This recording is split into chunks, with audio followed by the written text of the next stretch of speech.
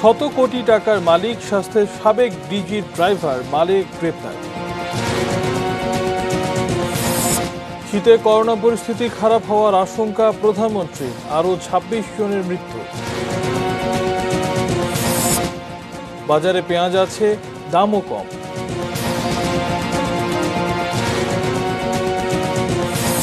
Regent শাহেদের অস্ত্র মামলার রায় ২৮ September.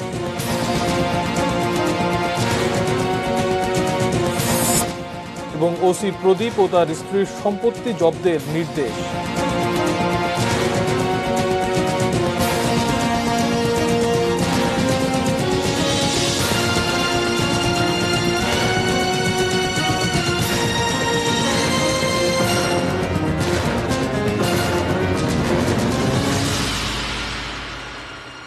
দেখছেন এটিএন নিউজ আওয়ারে আপনাদেরকে আমন্ত্রণ জানাচ্ছি। আমি শাইখুল মাশায়েখ।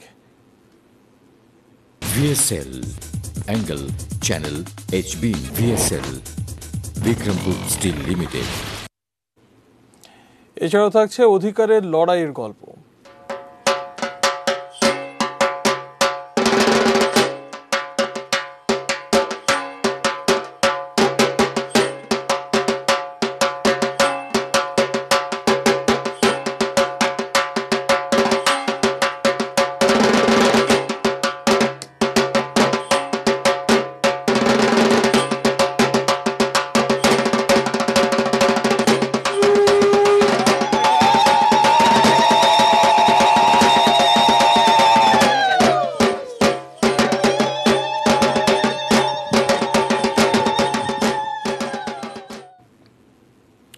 এবার মূল আয়োজন। স্বাস্থ্য অধিদপ্তরের সাবেক ডিজির গাড়ি চালক আব্দুল মালেক গ্রেপ্তার করেছে র্যাব। শনিবার রাত ৩টায় র্যাব ১-এর একটি দল তুরাগ থানাধীন কামারপাড়ার বামনের টেক এলাকার বাসা থেকে তাকে গ্রেপ্তার করে। গ্রেপ্তারের পর তার বিপুল সম্পদের সন্ধান পায় র্যাব। বিকেলে সংবাদ সম্মেলনে র্যাব জানায় শতাধিক কোটি টাকার মালিক। ঢাকায় তার ২৪টি ফ্ল্যাট রয়েছে। এছাড়া ধানমন্ডি, উত্তরা সহ বেশ কয়েকটি জায়গায় বিলাসবহুল ৭ তলা এবং ১০ তলা ৩টি বাড়িও রয়েছে। পাশাপাশি ছেলের নামে তুরাগে তৈরি করেছেন ডেইরি ফার্ম। দুদকেও তার বিরুদ্ধে অভিযোগ রয়েছে। মালিক ১৯৮২ সালে সাভার স্বাস্থ্য প্রকল্পে চালক হিসেবে যোগ দেন। পরে ১৯৮৬ সালে স্বাস্থ্য অধিদপ্তরের পরিবহন পুলে চালক হিসেবে চাকরি শুরু করেন। আছে বলে আমরা প্রাথমিকভাবে জানতে পেরেছি। এই বিষয়ে দুর্নীতি দমন কমিশন এবং পাশাপাশি মানি লন্ডারিংয়ের ক্ষেত্রে সিআইডি তাদের প্রয়োজনীয় ব্যবস্থা গ্রহণ করবে বলে র্যাব মনে করে। স্বাস্থ্য অধিদপ্তরের প্রাক্তন মহাপরিচালক মহোদয় উনি তার ড্রাইভার ছিলেন, এই বিষয়টি উনি আমাদেরকে নিশ্চিত করেছেন। এবং আরেকটি বিষয়, দীর্ঘদিন যাবৎ সে কিন্তু স্বাস্থ্য অধিদপ্তরের একই পদে থেকে, অর্থাৎ বর্তমান স্বাস্থ্য অধিদপ্তরের ড্রাইভার হিসেবে এবং ইউনিয়নের সভাপতি হিসেবে তার একটি আলাদা দাপট তার অধিদপ্তরে ছিল। এ সকল বিষয়কে পুঁজি করেই মূলত এই বিপুল অর্থ বৈভবের মালিক উনি হয়েছেন। সামনের শীতে করোনা পরিস্থিতি আবার খারাপ হতে পারে বলে সতর্ক করে দিয়েছেন প্রধানমন্ত্রী শেখ হাসিনা। সকালে প্রধানমন্ত্রী ত্রাণ ও কল্যাণ তহবিলে অনুদান গ্রহণ অনুষ্ঠানে তিনি বলেছেন, সবার আন্তরিকতায় করোনা মহামারী মোকাবেলা সম্ভব হয়েছে। সরকারের প্রণোদনার কারণে দেশে সচল রাখা সম্ভব হয়েছে ব্যবসা বাণিজ্য। রেজান ফয়েজের রিপোর্ট দেখুন। আপনাদের এই অনুদান রোববার সকালে প্রধানমন্ত্রী ত্রাণ ও কল্যাণ তহবিলে বাংলাদেশ অ্যাসোসিয়েশন অব ব্যাংক সহ বেশ কয়েকটি প্রতিষ্ঠান ১৬৫ কোটি ৬০ লাখ টাকা অনুদান প্রদান করে। ভিডিও কনফারেন্সে অনুষ্ঠানে যোগ দেন প্রধানমন্ত্রী শেখ হাসিনা। আপনাদের এই অনুদান সাধারণ মানুষের কল্যাণে কাজে লাগবে, সেজন্য আপনাদের আন্তরিক ধন্যবাদ জানাই। প্রধানমন্ত্রী এই সময় বলেন, করোনার কারণে সারা বিশ্বের মানুষই প্রচন্ড কষ্ট পাচ্ছে, তবে সবার আন্তরিকতায় বাংলাদেশে করোনা পরিস্থিতি অনেকটাই মোকাবেলা করা সম্ভব হয়েছে। এবারে করোনা ভাইরাসে দেখা গেছে যে আমাদের সকলেই খুব আন্তরিকতার সাথে কাজ করেছে, সবাই, আমি কারো বাদ দিতে পারবো না। তো সেজন্যই হয়তো এটা আমরা মোকাবেলা করতে সক্ষম হয়েছে। তবে সামনে শীত আর একটু হয়তো খারাপের দিকে যেতে পারে, তবুও আমাদের এখন থেকে প্রস্তুতি থাকতে হবে। এ সময় তিনি বলেন, সরকারের দেয়া প্রণোদনার কারণেই করোনার সময়ও ব্যবসা বাণিজ্য সচল আছে বাংলাদেশে। ব্যবসা বাণিজ্য আপনারা চালায় যেতে পারেন, তার জন্য যা যা করণীয় সে ব্যবস্থা আমরা কিন্তু নিয়েছি। ইতিমধ্যে বিভিন্ন প্রণোদনা দিয়েছি। এই প্রণোদনা যার ফলে আমি মনে করি আমাদের দেশের ব্যবসা বাণিজ্যগুলি সচল থাকা সম্ভব হচ্ছে। প্রধানমন্ত্রী বললেন, দেশের ব্যাংকগুলো যেন ভালোভাবে চলে, সরকার সেটাই চায়। ব্যাংকগুলি যাতে ভালোভাবে চলে আমরা সেটাই চাই। সেই ক্ষেত্রে অবশ্যই ব্যাংকের আইন বা যা কিছু আমরা করি, আপনারা যখন যে দাবি টাবি আনেন যেটা যুক্তিসঙ্গত সেগুলো আমরা সবসময় বিবেচনা করে দেখি। তো আপনাদের কাছে আমাদের অনুরোধ থাকবে যে ব্যাংকটা যেন ভালোভাবে চলে সেদিকে আপনারা বিশেষভাবে দৃষ্টি দেবেন না। আর কিছু কিছু ব্যাংক আছে অতি দুর্বল হয়ে যায়, তো সেই ক্ষেত্রে অনেক সময় মার্জ করাতে হয়। তো সেটাও তো বিবেচনা করে দেখতে হবে যে কোনটা ঠিকমতো চলছে বা কোনটা চালাতে পারছে কিনা, বা সেগুলি বিবেচনা করেই করা হবে, অবিবেচনা করে কিছু করা হবে না, এটুকু ভরসা রাখবেন। Rezwan Foyez, ATN news, Dhaka. এদিকে করোনায় সারা দেশে আরও ২৬ জনের মৃত্যু হয়েছে। এ নিয়ে করোনায় মৃতের সংখ্যা বেড়ে দাঁড়ালো ৪,৯৩৯ জন। রোববার স্বাস্থ্য অধিদপ্তরের সংবাদ বিজ্ঞপ্তিতে তথ্য জানানো হয়। অধিদপ্তরের তথ্য অনুযায়ী এ পর্যন্ত ১৮,২১,২৭০ জনের নমুনা পরীক্ষা করা হয়েছে, যাদের মধ্যে করোনা শনাক্ত হয়েছে ৩,৪৮,৯১৬ জনের। গত ২৪ ঘন্টায় ৯৭টি ল্যাবে পিসিআর টেস্টে নতুন করে শনাক্ত ১,৫৪৪ জন, আর ২৪ ঘন্টায় ২,১৭৯ জন সুস্থ হয়েছেন। এ নিয়ে মোট সুস্থ ২,৫৬,৫৬৫ জন।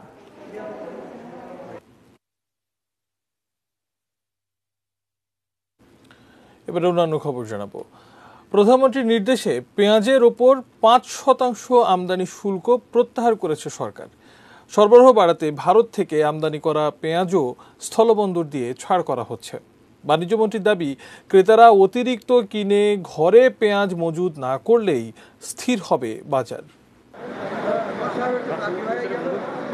সপ্তাহখানেক আগে হুট করেই পেঁয়াজ রপ্তানি বন্ধ করে দেয় ভারত। মুহূর্তেই এর প্রভাব পড়ে দেশের বাজারে।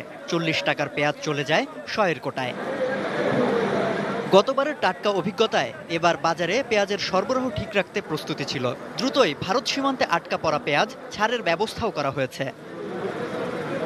সরকারের সর্বশেষ ব্যবস্থা, পেঁয়াজের উপর ৫% আমদানি শুল্ক প্রত্যাহার। এদিকে হিলি, বেনাপোল, ভোমরা স্থলবন্দর দিয়ে ৬,০০০ মেট্রিক টন পেঁয়াজ দেশে প্রবেশের অপেক্ষায়। বাজারেও এর প্রভাব দৃশ্যমান।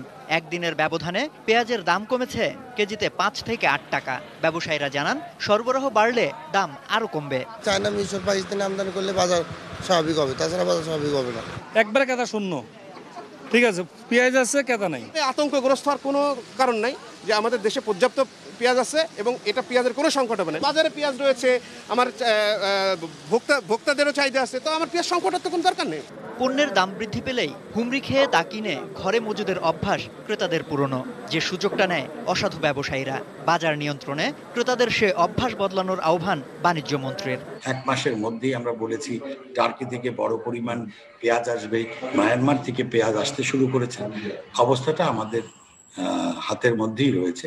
অস্থির যদি আমরা না হই, আমরা যদি প্যানিক বাইং এ না যাই, তাহলে কিন্তু আমরা সামাল দিতে পারব। সম্রাট আনোয়ার, এটিএন নিউজ, ঢাকা।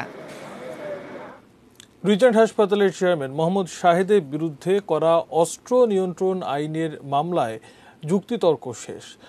আগামী ২৮ সেপ্টেম্বর এ মামলার রায় ঘোষণা। ঢাকা মহানগরের ১ নম্বর স্পেশাল ট্রাইব্যুনালের বিচারক KM ইমরুল কায়েস আজ এই আদেশ দেন। রাষ্ট্রপক্ষ শাহেদের সর্বোচ্চ সাজা চেয়েছে। মামলায় রাষ্ট্রপক্ষের ১৪ সাক্ষীর মধ্যে ১১ জন সাক্ষ্য দিয়েছেন। যুক্তিতর্কের জন্য রোববার সকালে শাহেদকে কারাগার থেকে ঢাকার আদালতে হাজির করা হয়। উত্তরা পশ্চিম থানায় দায়ের করা অস্ত্র মামলায় শাহেদের বিরুদ্ধে গত ৩০ জুলাই ঢাকার আদালতে অভিযোগপত্র দেয় পুলিশ। গত ১৯ আগস্ট অভিযোগপত্র আমলে নিয়ে ২৭ আগস্ট এ মামলায় শাহেদের বিরুদ্ধে বিচার শুরু করেন আদালত। গত ১৫ জুলাই শাহেদকে সাতক্ষীরা থেকে গ্রেপ্তার করে র্যাব। ১১ জন সাক্ষী হয়েছে।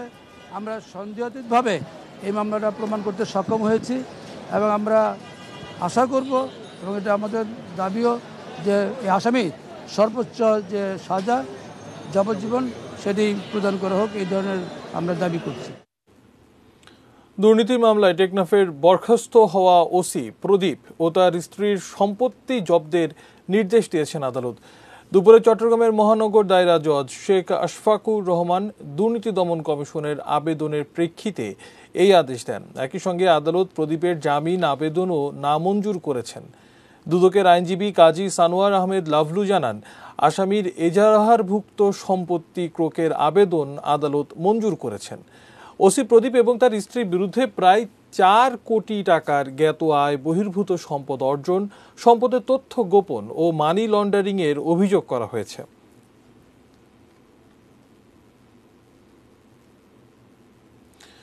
ঝিনাইদহের নারী ও শিশু নির্যাতন দমন ট্রাইব্যুনালের মামলার রায়ের সত্যায়িত কপি জালিয়াতি করে জামিন আবেদন করায় এক আসামি, 2 কারা কনস্টেবল ও এক তদবিরকারকের বিরুদ্ধে মামলা করার নির্দেশ দিয়েছেন হাইকোর্ট। সুপ্রিম কোর্টের রেজিস্ট্রার জেনারেলকে এই মামলা করার নির্দেশ দিয়েছেন বিচারপতি ইনায়েতুর রহিম ও বিচারপতি মোস্তাফিজুর রহমানের হাইকোর্ট বেঞ্চ।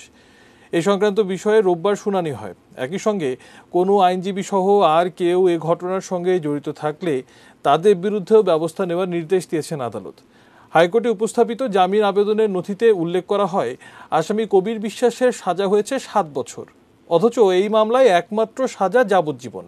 এতে আদালতে সন্দেহ হয়। শুনানি শেষে আসামি কবির বিশ্বাস, কারা কনস্টেবল বিশ্বজিৎ ও খাইরুল এবং তদবিরকারক চান্দালি বিশ্বাসের বিরুদ্ধে জালিয়াতির মামলার নির্দেশ দেন হাইকোর্ট।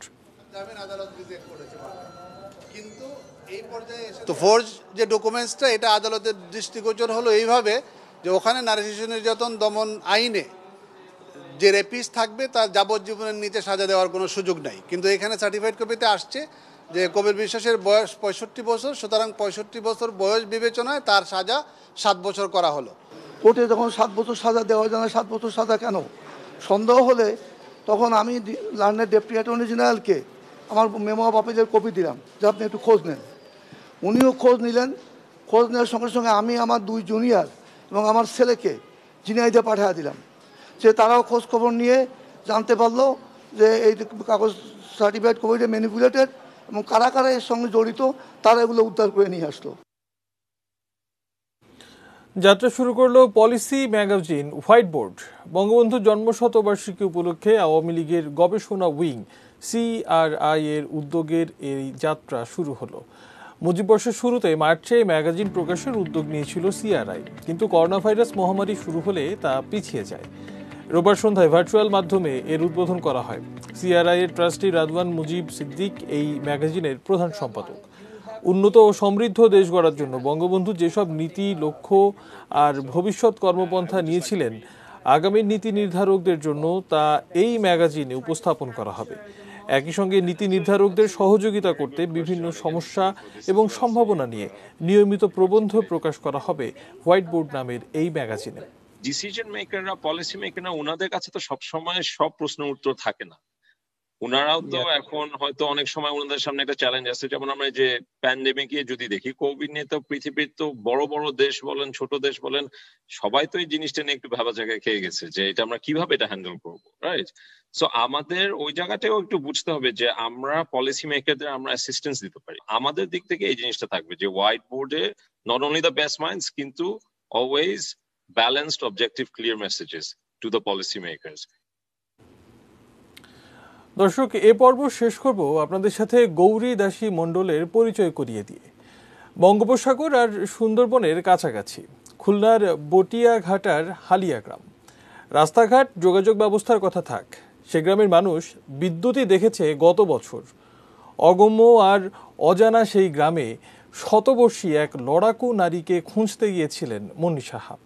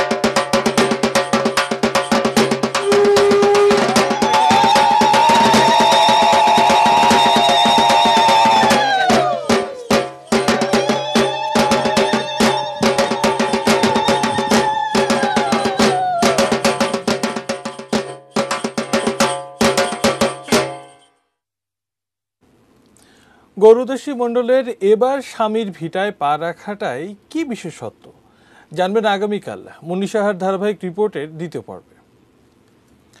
সময় হলো বাজিদ স্টিল বিরতি নেবার, এরপর আলো জানিয়ে ফিরব। প্লাস্টিকে পরিবেশ বিপর্যয়ের ঝুঁকিতে কক্সবাজার সৈকত এবং সিরাজগঞ্জে বাড়ছে পল্লী বিদ্যুতের মিটার চুরি।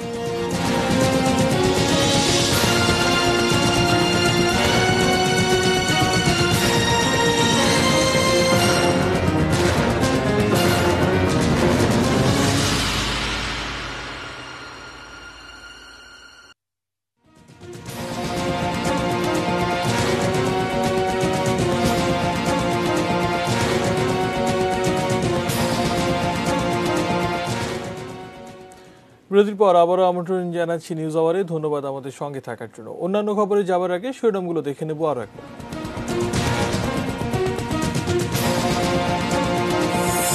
শত কোটি টাকার মালিক স্বাস্থ্যের সাবেক ডিজির ড্রাইভার মালিক গ্রেপ্তার। শীতে করোনা পরিস্থিতি খারাপ হওয়ার আশঙ্কা, প্রধানমন্ত্রীর আরও ২৬ জনের মৃত্যু। বাজারে পেঁয়াজ আছে, দামও কম।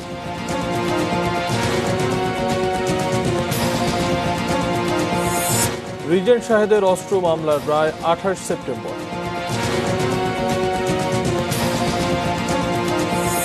এবং ওসি প্রদীপ ও তার স্ত্রীর সম্পত্তি জব্দের নির্দেশ।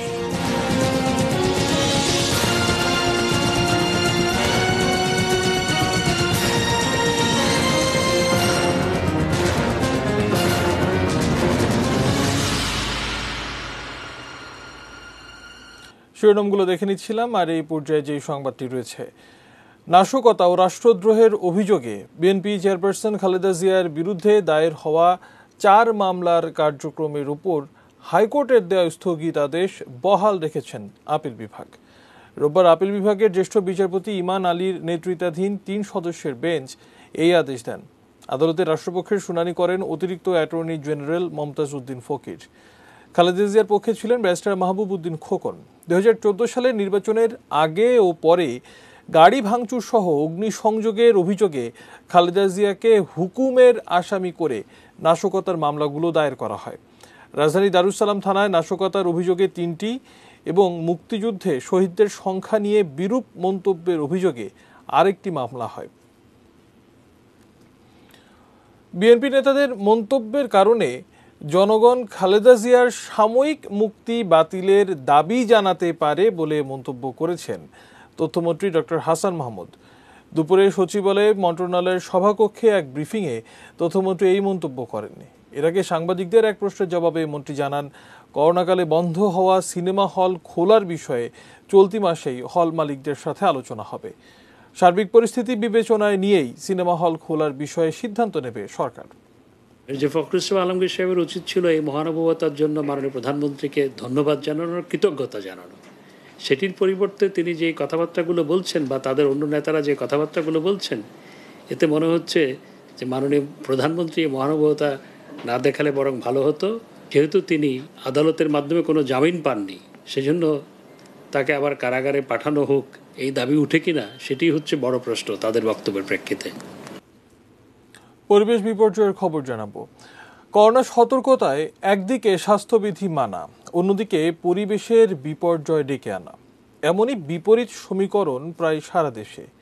প্লাস্টিকের one time use cup, plate, বোতলে সয়লাভ চারপাশ, এসব অপচনশীল বিকল্প দ্রব্যের মারাত্মক দূষণে ধুঁকছে কক্সবাজার সমুদ্র সৈকত। জানাচ্ছেন আমাদের কক্সবাজার প্রতিনিধি অর্পণ বড়ুয়া। করোনার প্রথম ধাপে বন্ধ ছিল কক্সবাজারের দুয়ার। নিষেধাজ্ঞা তুলে দেওয়ার পর নেমেছে পর্যটকের ঢল। অনেকেরই পছন্দ এই সুগন্ধ পয়েন্ট। এখানকার ঝাউবাগান এবং অপরিকল্পিতভাবে গড়ে ওঠা ঝুপড়ি দোকানের আশপাশ যেন ভাগা। করোনাকালে একবার ব্যবহার করে ফেলে দেয়া প্লাস্টিক বর্জ্যের স্তূপ। সৈকতের বেশিরভাগ এলাকা, এমনকি কক্সবাজার পৌর এলাকাতেও এই দৃশ্য। দূষণের হুমকিতে পৃথিবীর দীর্ঘতম সমুদ্র সৈকত। দোকানীদের দাবি, করোনা সতর্কতায় ক্রেতাদের চাহিদা মেনে এসব প্লাস্টিক সামগ্রীতে বেচা বিক্রি করছেন তারা। আমরা চিনি কাপড় দিতে চাইলেও ওরা নিচ্ছে না, বলতেছে ওয়ানের কাপড় দেওয়ার জন্য। করোনার জন্য ভয় করতেছে, বা এটা কাঁচের কালাতে ওয়ান টাইম কালার নিরাপদ বেশি, এই জন্য টুরিস্টের যেভাবে চায় এভাবে দিতেছে। সাগরে অপচনশীল প্লাস্টিক বর্জ্য পরিবেশ ও জীববৈচিত্র্যের জন্য মারাত্মক ক্ষতিকর বলে উদ্বিগ্ন গবেষকরা। সাধারণ প্লাস্টিক কিন্তু 1000 বছর পর্যন্ত মাটির সাথে মিশে না, এবং এইগুলো যখন কোনো প্রাণী খায় তাদের ক্যান্সার হওয়া থেকে শুরু করে অনেক রোগ ব্যাধির ঝুঁকি থাকে। সমুদ্রের মধ্যে যে মাছ আছে তাদেরও কিন্তু এই ব্রিডিং প্রবলেম হওয়ার সম্ভাবনা থাকে। কাজেই প্লাস্টিকের পরিবর্তে মাটিতে মিশে যায় এই ধরনের কি তৈরি করা যায় সেটা নিয়ে চিন্তা করতে হবে। প্লাস্টিকের অসচেতন ব্যবহারের ফলে পরিবেশ বিপর্যয়ের কথা স্বীকার করে বর্জ্য ব্যবস্থাপনায় নানা পরিকল্পনার কথা জানালেন জেলা প্রশাসক। একটা জায়গা অন্তত এই দ্রব্যগুলো যদি জড়ো করা যায়, যত্রতত্র না ফেলে, তাহলে হয়তো এটাকে কালেক্ট করে একটা ব্যবস্থাপনায় নিয়ে আসা যাবে। এশিয়ান ডেভেলপমেন্ট ব্যাংকের অধীনে পৌরসভায় একটা বর্জ্য ব্যবস্থাপনা প্ল্যান্ট স্থাপন হবে, সেটার কাজ শুরু হবে শীঘ্রই। সেটা হলে সেই বর্জ্যগুলো সেখানে ডিসপোজালের ব্যবস্থা করা যাবে। মধ্য জুলাইয়ে সমুদ্র সৈকতের 10 কিলোমিটার এলাকা জুড়ে ঢেউয়ের সাথে ভেসে আসে কয়েক হাজার টন প্লাস্টিক বর্জ্য, মারা যায় শতাধিক কাছিম। অর্পণ বড়ুয়া, এটিএন নিউজ, কক্সবাজার। সিরাজগঞ্জে অভিনব কায়দায় অপরাধে মেতেছে একটি চক্র। পল্লী বিদ্যুতের মিটার ও ট্রান্সফরমার চুরির পর তা আবার ফিরিয়ে দিচ্ছে টাকার বিনিময়ে। সিরাজগঞ্জ প্রতিনিধি ফেরদৌস হাসানের পাঠানো তথ্য ছবিতে ডেস্ক রিপোর্ট দেখুন। গত 1 সেপ্টেম্বর রাতে বন্ধ হয়ে যায় সিরাজগঞ্জের কামারখন্দ উপজেলার জামতৈল, কর্ণসূতি ও আলোকদিয়া গ্রামে 5টি চাতাল ও 7টি সেচ পাম্পের বিদ্যুৎ সংযোগ।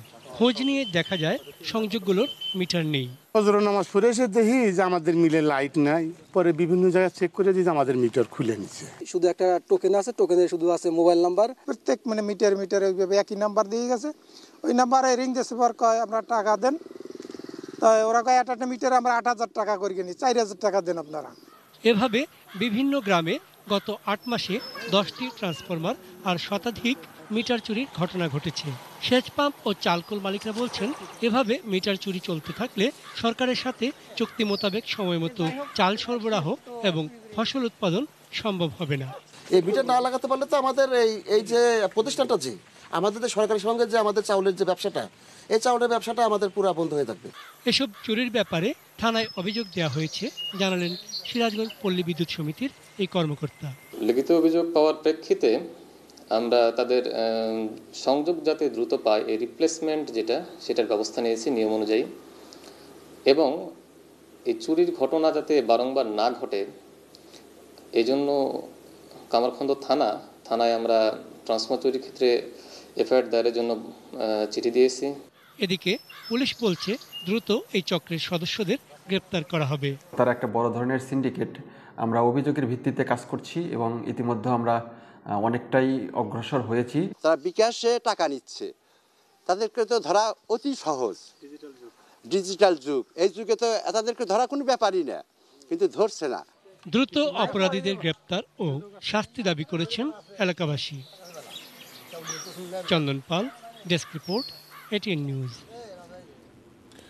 রাজধানীর বনানীতে বহুতল ভবন আহমেদ টাওয়ারে অগ্নিকাণ্ডের ঘটনা ঘটেছে, তবে এই ঘটনায় হতাহতের কোনো খবর পাওয়া যায়নি। প্রত্যক্ষদর্শীরা জানায়, রোববার দুপুর 12:15টার দিকে ভবনের 15 তলায় ধোঁয়া দেখা যায়। এ সময় বিভিন্ন ফ্লোরের বাণিজ্যিক কার্যালয়ে কর্মরতদের মধ্যে আতঙ্ক ছড়ালে দ্রুত ভবনটি খালি করে দেওয়া হয়। খবর পেয়ে ঘটনাস্থলে যায় ফায়ার সার্ভিসের 8টি ইউনিট। আধ ঘন্টার চেষ্টায় আগুন পুরোপুরি নিয়ন্ত্রণে আসে। ওই ফ্লোরে বেসরকারি একটি প্রতিষ্ঠানের বন্ধ কার্যালয়ে শর্ট সার্কিট থেকে অগ্নিকাণ্ডের ঘটনার সূত্রপাত বলে প্রাথমিকভাবে ধারণা করছে ফায়ার সার্ভিস। গত বছরের 28 মার্চ ঠিক পাশের বহুতল ভবন FR টাওয়ারে ভয়াবহ অগ্নিকাণ্ডের ঘটনায় 19 জনের মৃত্যু হয়। বুয়েট শিক্ষার্থী আবরার ফাহাদকে পিটিয়ে হত্যার মামলার সাক্ষ্য গ্রহণ বাদীর অসুস্থতার কারণে পিছিয়ে গেছে। ঢাকা দ্রুত বিচার ট্রাইব্যুনাল 1-এর বিচারক আবু জাফর মোহাম্মদ কামরুজ্জামানের আদালতে এই মামলার সাক্ষ্য গ্রহণের দিন ধার্য ছিল, কিন্তু মামলার বাদী আবরারের বাবা বরকত উল্লাহ জন্ডিসে আক্রান্ত হওয়ায় রাষ্ট্রপক্ষের আইনজীবীরা এদিন সময়ের আবেদন করেন। আদালতে আবেদন মঞ্জুর করেন। এ মামলার সাক্ষ্য গ্রহণ 5 থেকে 27 অক্টোবর পর্যন্ত হবে। সাপ্তাহিক ছুটি শুক্রবার, শনিবার ও সরকারি ছুটি বাদে নিয়মিত মামলাটিতে সাক্ষ্য গ্রহণ চলবে। এর আগে গত 15 সেপ্টেম্বর মামলাটিতে 25 আসামির বিরুদ্ধে চার্জ গঠন করে বিচার শুরুর আদেশ দেন আদালত।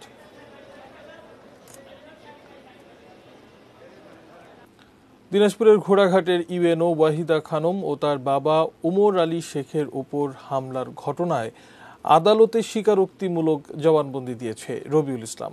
দুপুরে ইউএনও অফিসের সাবেক মালি Rabiul Dinajpur chief judicial magistrate আমলিয়া আদালত 7-এর বিচারক ইসমাইল হোসেনের কাছে জবানবন্দি দেয়। মামলা তদন্তকারী কর্মকর্তা ডিবির ওসি ইমাম জাফর একথা জানান। এর আগে রবিউলকে 2 দফায় প্রথমে 6 দিন ও পরে 3 দিনের রিমান্ডে নেওয়া হয়। জবানবন্দি দেওয়ার পর আদালত থেকে তাকে জেল হাজতে পাঠানো হয়েছে। এ মামলায় অপর আসামি আসাদুল হক, নবিরুল ইসলাম, সান্টু ও পলাশ জেল হাজতে রয়েছে।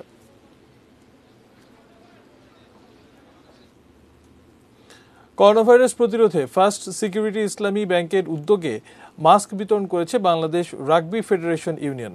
রাজধানীর গুলশান এলাকায় এই মাস্ক বিতরণ কর্মসূচির উদ্বোধন করেন ফার্স্ট সিকিউরিটি ইসলামী ব্যাংকের public affairs and brand communication বিভাগের প্রধান শাহজাদা বসুনিয়া। রাগবি ফেডারেশন ইউনিয়নের সাধারণ সম্পাদক মৌসুমী আলী এই সময় উপস্থিত ছিলেন। ফার্স্ট সিকিউরিটি ইসলামী ব্যাংকের ঊর্ধ্বতনরা এবং রাগবি ফেডারেশন ইউনিয়নের সদস্যরা মাস্ক বিতরণ কর্মসূচিতে অংশ নেন। এবারে মেটাল প্রেজেন্টস কৃষি সংবাদ সুজলা সুফলা।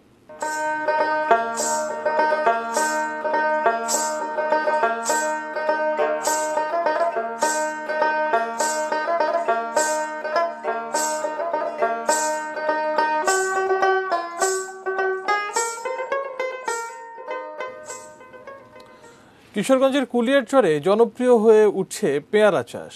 মাটি ও আবহাওয়া উপযোগী হওয়ায় ফলন ভালো, লাভও বেশি। পেয়ারা চাষে ভাগ্য ফিরেছে অনেকের। ভৈরব প্রতিনিধি মোহাম্মদ তুহিন মোল্লার তথ্য ছবিতে ডেস্ক রিপোর্ট দেখুন।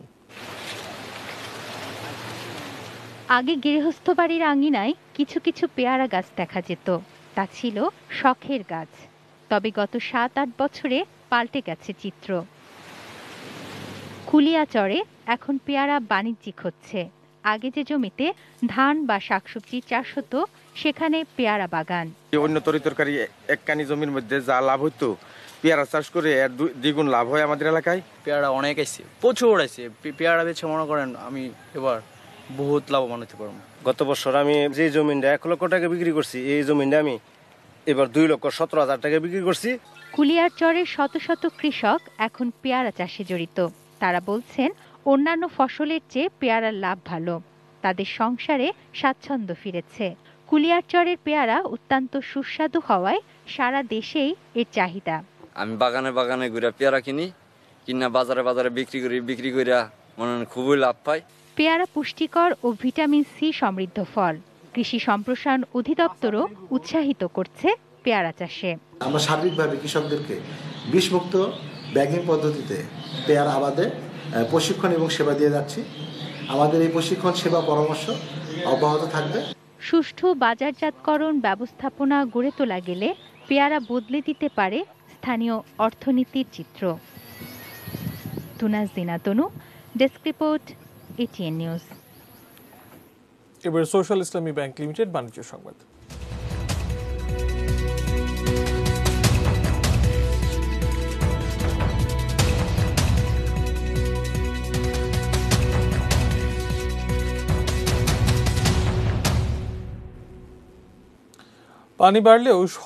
রপ্তানি বাড়লেও সরকারের কাছে এখন নতুন দাবি তুলেছেন পোশাক শিল্প মালিকরা।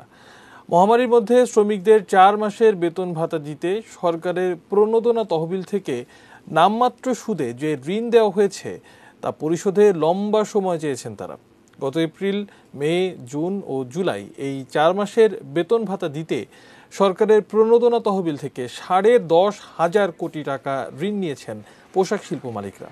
শর্ত অনুযায়ী 6 মাসের গ্রেস পিরিয়ড সহ 2 বছরে 18টি সমান কিস্তিতে এই টাকা তাদের ফেরত দেওয়ার কথা। কিন্তু তারা এখন ওই অর্থ পরিশোধ করতে 5 বছর সময় চেয়ে আবেদন করেছেন। বিজিএমইএর চিঠিতে বলা হয়েছে, করোনায় বর্তমানে পোশাক খাত গভীর সংকটময় সময় পার করছে। ক্রেতারা যেসব আদেশ দিচ্ছেন এবং আগের ক্রয়াদেশের বিপরীতে রপ্তানি পণ্যের অর্থ পেতে 8 থেকে 9 মাসের বেশি সময় লাগবে। ফলে বেঁধে দেওয়ার সময়ের মধ্যে ঋণ পরিশোধ করা দুরূহ হবে। করোনা মোকাবেলা ও অর্থনৈতিক পুনরুদ্ধারের জন্য সরকার এ পর্যন্ত 1,11,137 কোটি টাকার মোট 20টি প্রণোদনা প্যাকেজ ঘোষণা করেছে।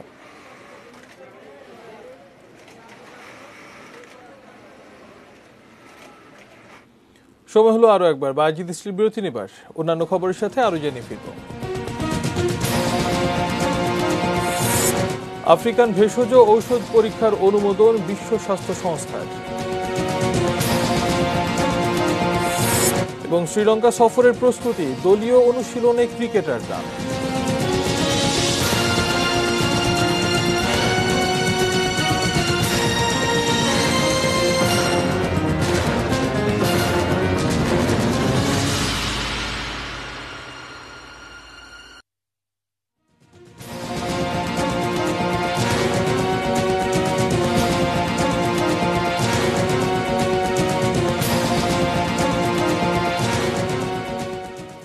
বিরতির পর আবারও আমন্ত্রণ জানাচ্ছি নিউজ আওয়ারে। ধন্যবাদ আমাদের সঙ্গে থাকার জন্য।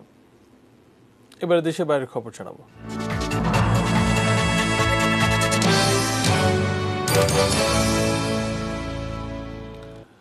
ইসরায়েলের সঙ্গে সম্পর্ক রাখার প্রশ্নে দ্বন্দ্ব দেখা দিয়েছে সৌদি বাদশাহ সালমান বিন আব্দুল আজিজ ও তার ছেলে যুবরাজ মোহাম্মদ বিন সালমানের মধ্যে। ওয়াল স্ট্রিট এক প্রতিবেদনে এ তথ্য জানিয়েছে।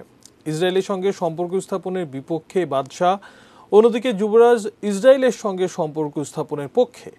দীর্ঘদিন ধরে ইসরায়েলকে বয়কটের পক্ষে বাদশাহ এবং তিনি ফিলিস্তিনকে স্বাধীন রাষ্ট্রের দাবি জানিয়ে আসছেন এবং এখনও তিনি তার দাবির পক্ষে দৃঢ় অবস্থানে রয়েছেন। কিছুদিন আগে এ বিষয়ে মার্কিন প্রেসিডেন্ট ট্রাম্পের সঙ্গে টেলিফোনে কথাও বলেন।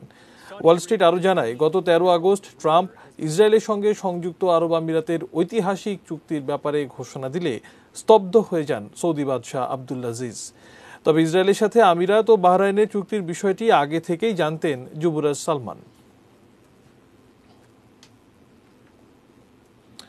করোনা ভাইরাস চিকিৎসায় এবার আফ্রিকান ভেষজ ঔষধ পরীক্ষার অনুমোদন দিয়েছে বিশ্ব স্বাস্থ্য সংস্থা।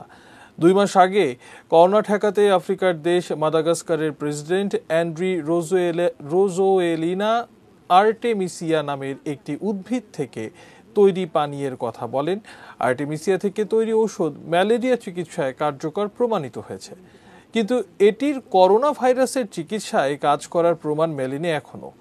বিশ্ব স্বাস্থ্য সংস্থার বিশেষজ্ঞরা ভেষজ ঔষধের 3য় পর্যায়ের ক্লিনিক্যাল ট্রায়ালের পাশাপাশি একটি চার্টারের অনুমোদন দেন। এতে তথ্য নিরাপত্তা পর্যবেক্ষণে বোর্ড গঠন করার কথা বলা হয়। পুরো প্রক্রিয়া বিশ্ব স্বাস্থ্য সংস্থার সঙ্গে Africa centre for disease control এবং prevention and the African union commission for social affairs একযোগে কাজ করবে। এবারে খেলার খবর।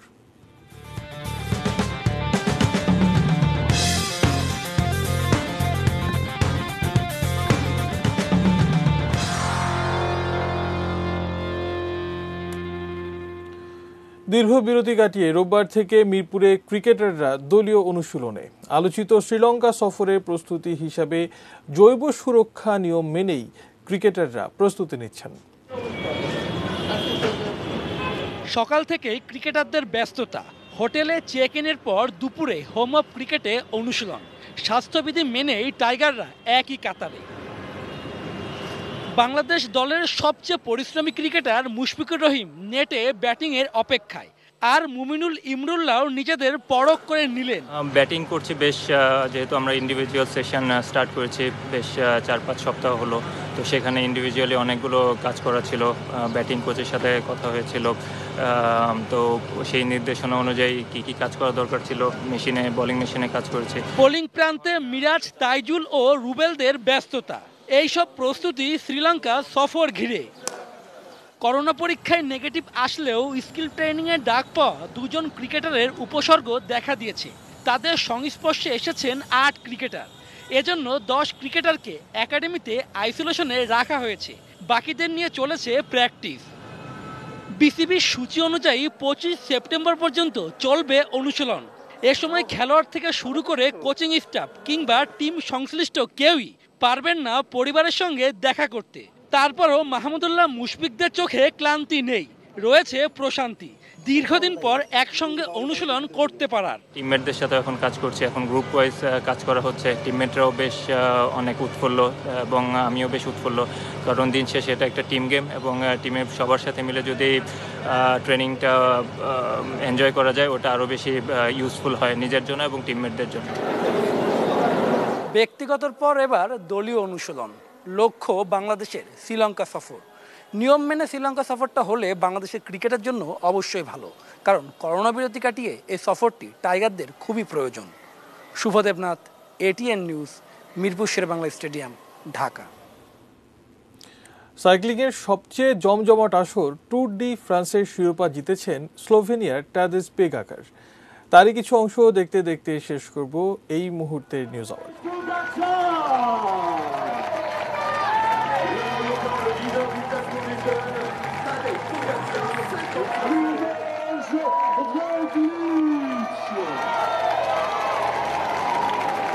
L'histoire du Tour de France est en train de s'écrire aujourd'hui ici à Lille.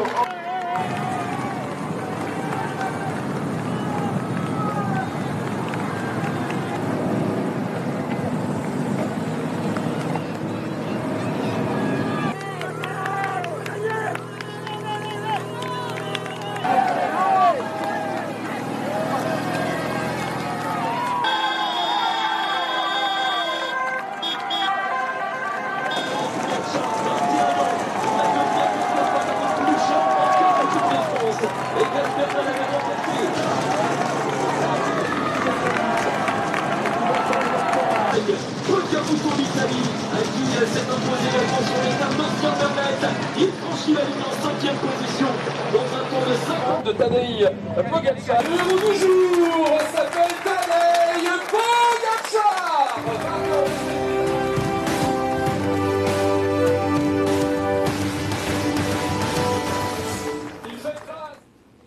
এবার এক নজরে শিরোনামগুলো জানিয়ে দিচ্ছি আরো একবার।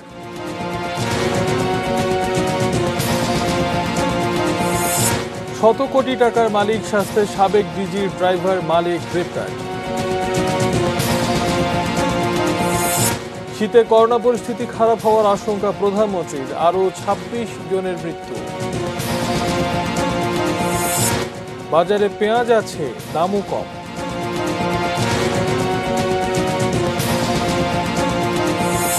রিজার্ভ শাহেদের অস্ত্র মামলার রায় ২৮ সেপ্টেম্বর।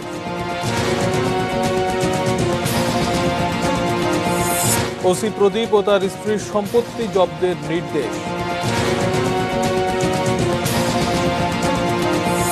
প্লাস্টিকে পরিবেশ বিপর্যয়ের ঝুঁকিতে কক্সবাজার সৈকত। সিরাজগঞ্জে বাড়ছে পল্লী বিদ্যুতের মিটার চুরি।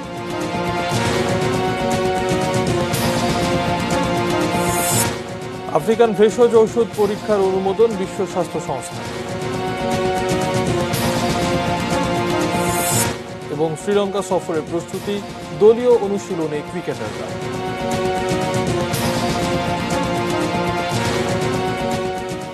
এই ছিল নিউজ আওয়ার। সঙ্গে থাকুন, দেখতে থাকুন এটিএন নিউজ। এটিএন নিউজের ব্রেকিং নিউজ আপনার মোবাইলে পেতে টাইপ করুন START স্পেস AN এবং পাঠিয়ে দিন 5959 নম্বরে। ধন্যবাদ।